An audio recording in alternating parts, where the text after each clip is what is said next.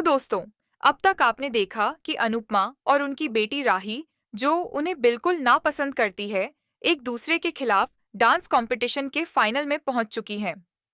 राही को लगता है कि अनुपमा ने उसके पिता अनुज को धोखा दिया और आर्यन की मौत की वजह भी वही है। लेकिन क्या सच में ऐसा है? यहीं से कहानी में असली मजा शुरू होता है। अनुपमा की टीम का प्रदर्शन शुरू होता है। हमेशा की तरह अनुपमा अपनी पूरी जान लगा देती है, लेकिन उसके अंदर का दर्द और राही की नफरत उसे कहीं न कहीं परेशान कर रही है। डांस के बीच में अचानक अनुपमा लड़खड़ा जाती है। सब हैरान हैं। तभी एक अप्रत्याशित मोड़। अनुपमा को गिरने से बचाने के लिए खुद अनुज मंच पर आता है और अनुपमा को संभाल लेता है। दर्शकों में सन्नाटा छा जाता है और राही, जो गुस्से में थी, इस दृश्य को देखकर पूरी तरह से स्तब्ध रह जाती है। अनुज और अनुपमा की आंखें मिलती हैं। एक पल का ठहराव। फिर अनुज अनुपमा को हौसला देता है और दोनों मिलकर एक जबरदस्त डांस मूव करते हैं जो सबको मंत्रमुग्ध कर देता है।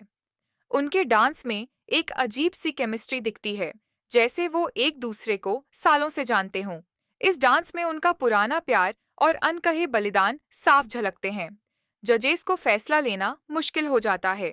तभी अनुज माइक लेता है और कहता है, अनुपमा, तुमने मेरा सपना पूरा किया।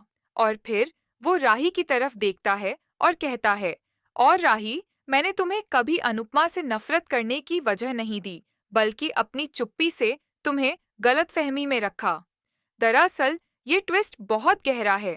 फ्लैशबैक में हमें पता चलता है कि अनुज और अनुपमा ने आर्यन की मौत के बाद एक दूसरे से दूर रहने का फैसला इसलिए लिया था क्योंकि वे नहीं चाहते थे कि राही कभी उन्हें इस हादसे के लिए दोषी माने, और उन्हें लगा कि उनके अलग होने से राही को शांति मिलेगी।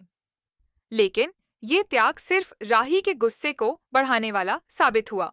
तो दोस्तों, अब सवाल ये है, क्या अनुज ने जानबूझकर अनुपमा को इस कंपटीशन में अकेला छोड़ा था ताकि वो अपनी ताकत पहचान सके?